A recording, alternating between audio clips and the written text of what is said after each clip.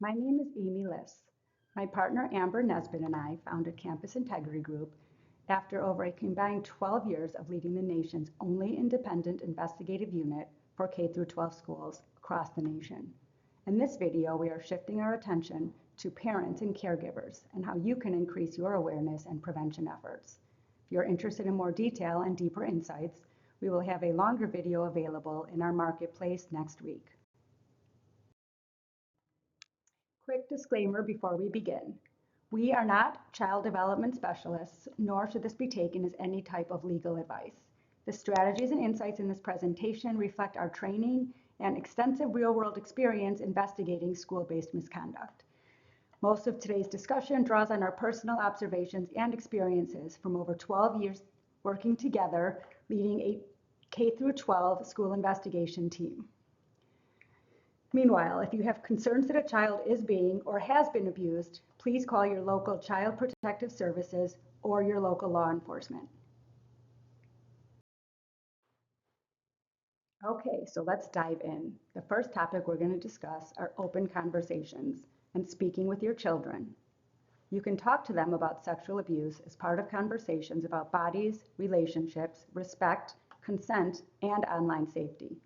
Talk about saying no. Talk about the physical warning signs, inappropriate touch, and the difference between secrets and surprises. Talking helps your child understand what sexual abuse is and gives your child language to talk about it. Also, open and honest conversations send the message that your child can always talk to you and that you'll listen no matter what. During these conversations, it's important to discuss the difference between safe and unsafe touch.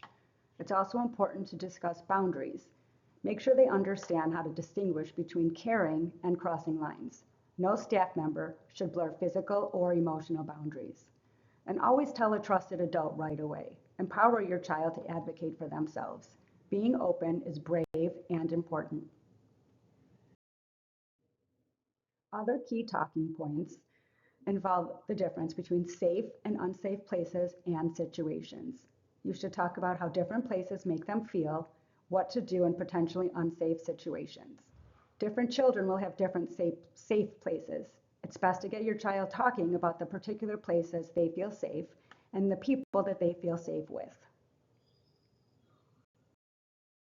It's important to understand that this is not a conversation to occur only one time. You need to start early and build gradually. Even toddlers can understand simple body autonomy concepts like your body belongs to you. Layer on more detail as they grow, and use developmentally appropriate language.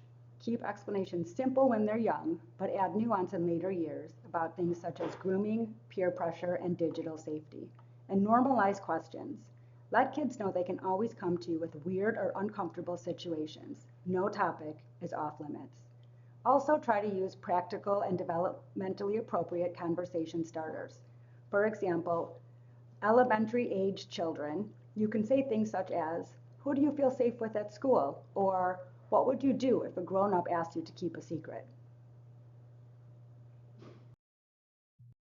Okay, let's dive right into electronic communication, which, as we all know, is a very big topic of conversation lately.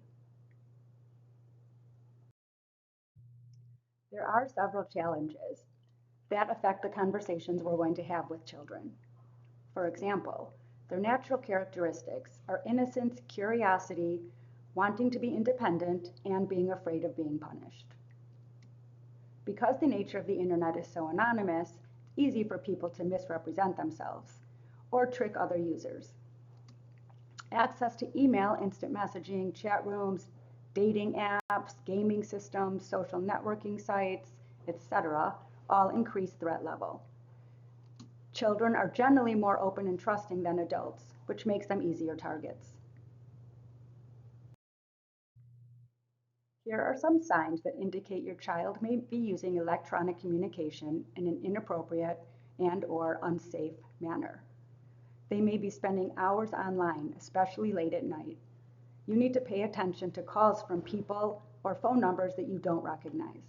Your child may receive gifts or letters in the mail that are unsolicited or from an unknown sender.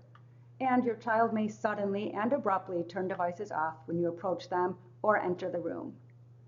They may stop participating in family activities, and they may refuse to discuss their online activities with you.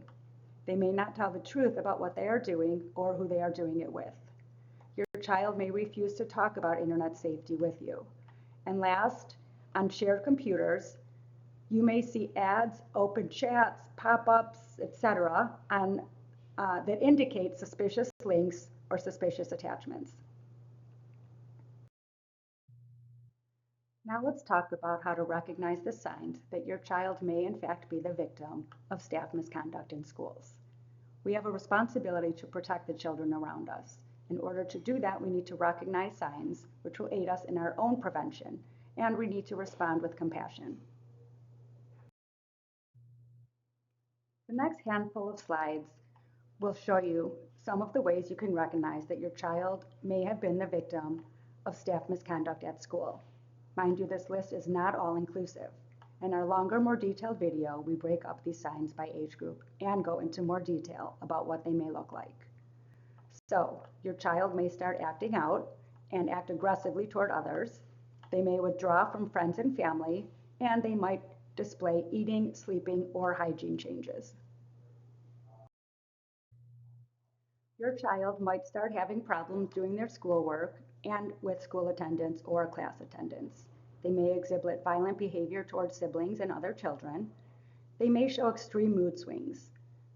They may show great worry for siblings and assume a caretaking role. They might cry excessively, and they might have unusual or new fears around touch, physical places, and specific people. Your child may engage in self-harming behaviors and experience suicidal ideations. They might feel ashamed and embarrassed, and they might feel like the abuse or the misconduct directed at them is their fault, and they might engage in cruelty to animals.